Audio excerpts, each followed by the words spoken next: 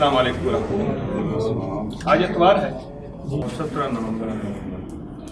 सुबह आज हाजिर हुआ, कराची है, कराची का पोर्ट है, सामने जहाज़ों के कोने और जहाज़ों के ऊपर के निज़ाम नज़र आ रहे हैं।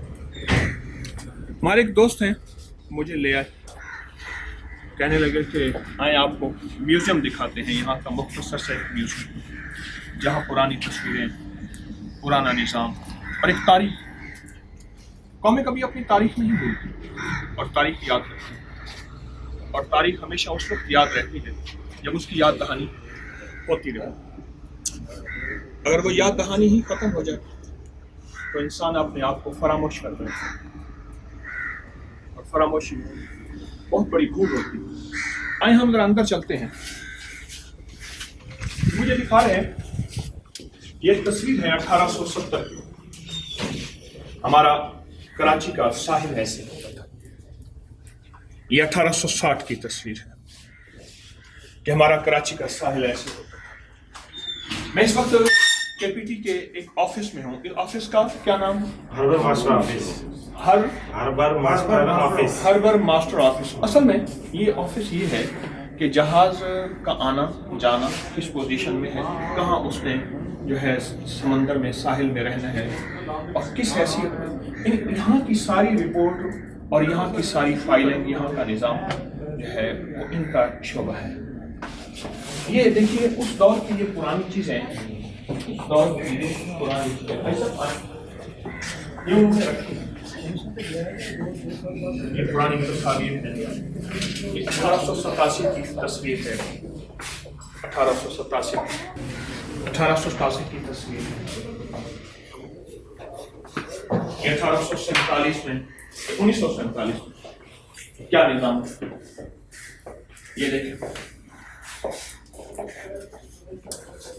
एक निज़ाम है जो इन्होंने महफूज किए हैं। ये कराची शहर पुराना कैसे था,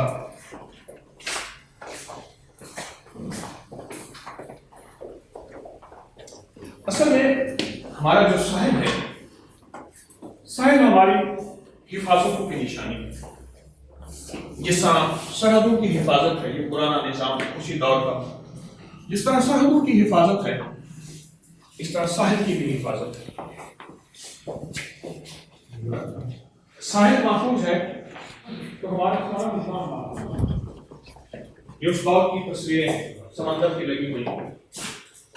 ये समंदर का निज़ाम है, पूरा का चैनल है, पूरा हमारा ये चैनल है, वो कहते हैं पूरा जहाज़ों की आमदोरफ्त होती है, जहाज़ों की आमदोरफ्त उसके रूट्स हैं।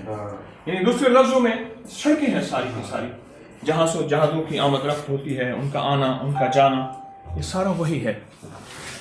हमारी सारी बातों का लुब-ए-लुबाब, हमारी सारी बातों का जो निचोड़ है वो यही है। ये भी उस दौर की पुरानी घड़ी है, कंपास कहते हैं। अच्छा कंपास, ये कुतुब नुमा। ओहो हो, अल्लाह अकबर। ये देखें, ये इसके अंदर पानी है और ये बता रहा है हमें रुख और राहें बता रहा है। ये कंपास जो है। आइए, हमारी सारी बातों का निचोड़, हमारी इस सारी गुफ्तगू का निचोड़ यही है कि हमारी साहिलों की हिफाजत रहे, साहिल महफूज रहे, और साहिल जिंदगी की हिफाजत के साथ चलते हैं। कभी भी ये दी वर्ल्ड है, नक्शा है पूरे आलम का, पूरे आलम की हिफाजत भी हमारे ज़िम्मे, पर मेरे वतन की साहिलों की हिफाजत और साहिलों का निज़ाम। आए हम अपनी साहिल की हिफाजत के लिए एक लफ्ज़ पढ़ते हैं, या हफीज़ व या सलाम। अल्लाह तो अपने इस नाम, हिफाजत और सलामती वाले नाम की बरकत से साहिलों की हिफाजत और साहिलों के लिए आफियत का मामला है। साहिल की हिफाजत और आफियत, इंशाल्लाह इसमें बरकत और खैर है।